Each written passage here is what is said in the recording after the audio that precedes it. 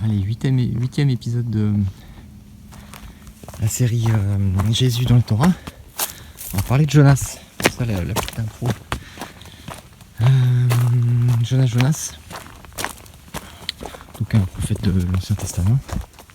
Et sa vie, comme tous les prophètes, va annoncer quelque chose par rapport au Messie. Jésus lui-même, il en parle en fait. À un moment, il est dans une ville où il fait des miracles. Enfin, d'habitude, il fait des miracles. Là, les gens sont incrédules et du coup, il leur dit, il ne vous sera donné aucun miracle, sinon la résurrection. Mais il ne dit pas la résurrection, justement, il dit, sinon celui de Jonas, qui est resté 3 jours dans le poisson. De même, le Fils de l'homme restera 3 jours sous la terre. Donc voilà, l'idée c'est ça, c'est que tout le monde connaît un petit peu l'histoire. Il se retrouve bouffé dans un poisson. Et en gros, c'est la mort assurée, quoi. Et en fait, il va rester 3 jours. Exactement comme à la Pâque. Jésus va mourir il y a 3 heures sombres. Après, il y a 3 jours où il est dans le séjour des morts. Et après, il est libéré de la puissance de la mort. Et un autre truc qui est sympa aussi avec Jonas, c'est que en fait, il fuit. Jonas, c'est un prophète qui est envoyé par Dieu pour parler à une ville. Il fuit la volonté, il part à l'opposé.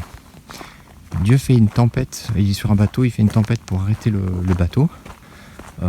Les païens à l'intérieur se rendent compte que c'est à cause de lui. Ils disent qu'est-ce qui se passe, t'es en train de nous maudire. Et il dit ça, il dit en gros, pour calmer la colère de Dieu, prenez-moi et balancez-moi à l'eau. Donc en fait, là on a le côté aussi bouc émissaire. Je crois que je l'ai pas fait encore le bouc émissaire, mais bon, c'est quelque chose que les gens connaissent. Il a pris les fautes à la place. Ça veut dire que du coup, le bateau des païens là, ils vont être épargnés parce que en fait, toute la colère va être déversée sur la personne de Jonas. Bon, dans l'histoire de Jonas, il était coupable, mais peu importe pour le parallèle, c'est lui qui va endosser tout ça et permettre au bateau d'être tranquille. Et une fois qu'il a pris toute la colère de Dieu, c'est là où justement il y a un sauvetage qui se passe. Enfin, pas un sauvetage comme dit l'islam, dans le sens où ça serait il l'empêche de mourir et quelqu'un d'autre à la place qui se fait tuer. Non, il se fait tuer, mais dans le séjour des morts, c'est pas la fin. C'est pas la fin, et on voit Jonas qui prie dans le poisson, alors qu'évidemment il est mort. Et d'ailleurs c'est ce qu'il dit. Il dit, si je dis pas de bêtises, c'est Genèse 2, verset 2, 3, comme ça. Depuis le séjour des morts, j'ai crié à l'Éternel, et il m'a délivré, il m'a sauvé, etc., etc.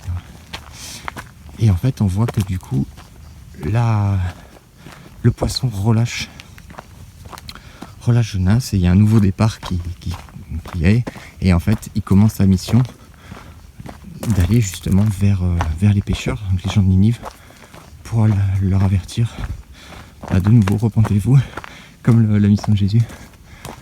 Voilà, après, il y a encore une autre histoire, mais je vais me focaliser là-dessus.